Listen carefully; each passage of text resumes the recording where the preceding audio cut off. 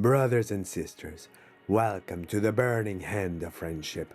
I am your host, Friendo number 2, the movie guy, and today we're taking a deep dive into Vinegar Syndrome's newest 4K release of the Garbage Pail Kids. Now, this is a movie I absolutely hated when it came out. I was a hardcore garbage pail collector kid, as you could see, but the movie was a disappointment. So let's not have any pretenses here. This movie is a real stinker, and it's so bad it makes Howard the Duck look like a 2001 A Space Odyssey. But over the years, the nostalgia of hating on it has brought it full circle into loving it. And I don't love it because it's good. I love it because it's an absolute disaster. It's a disgusting, but perfect for a night with some pals, cooking up a roast, throwing zingers around, and probably not best to watch alone because a lot of self-loathing and boredom may settle in. Now, the plot itself is a thinly slice of cheese and a mashup of tropes you've seen a million times. You got a kid named Dodger who's a wimpy nerd and gets pushed around by the bullies, and he works in an antique shop, which back then reminded me a lot of the beginning of the never-ending story. You have a nerd kid getting bullied, he runs into a shop of old stuff for sanctuary with something mysterious lurking inside. But I digress. So Dodger, he's being hunted by the bullies for basically no reason, or maybe it's because he has a crush on Tangerine, the main squeeze of Wally, the leader of the bullies. In Tangerine, not really my type these days, but as a 12-year-old little boy, I would have totally fallen into the spell of a trashy 80s lady. And she will absolutely use Dodger's crush for her own diabolical plan, which we will get into later on.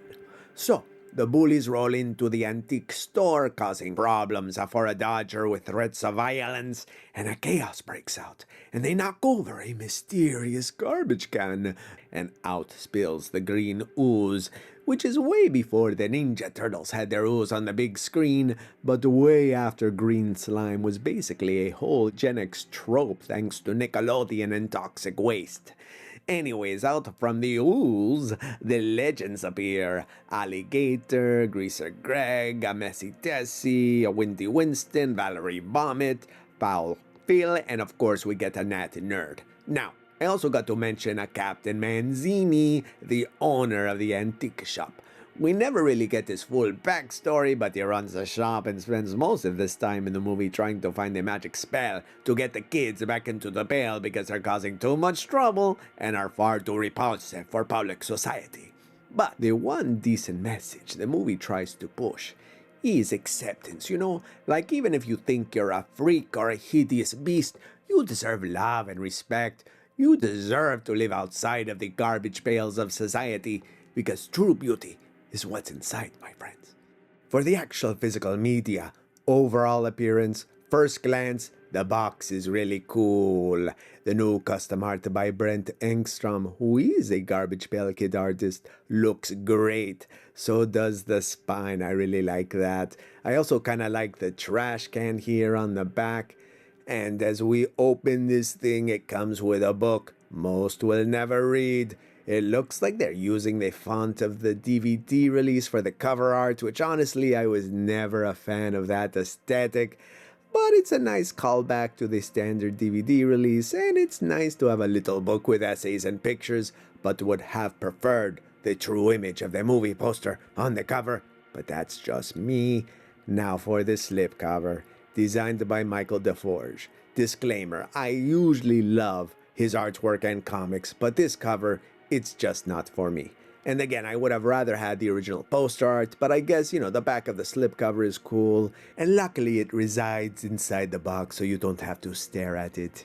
I do love the inside touches on the box with the images and the ribbon, and the actual 4K case has a reversible cover with the original art, but as you could see, they're using the title from the DVD release, not the actual font from the movie poster. Boo! But no big deal, the main art does fine. And the actual 4K image, it looks great. Now, I'm not a technical expert, so I cannot provide you with that technical metrics like the aspect ratio and the Atmos Dolby. I cannot do that. But it really made me appreciate the set designs and effects much more than previous watches. It does have a lot of grain, but I'm fine with that as my TV does a great job in making it look natural. It is an improvement from the Scream Factory Blu-ray, which is where I got the samples we viewed previously. And if you're happy with that release, you may not need to upgrade unless you really love how this box looks. So in summary, if you're not into 80s nostalgia, if you have no love for the Garbage Pail Kids, stay the hell away from this movie. It will either bore you or traumatize you. But if you love bad movies, and if you love watching them with friends, then this is your huckleberry. It's weird, it's gross, exquisitely kitsch, and the cheesy 80s soundtrack seals the deal.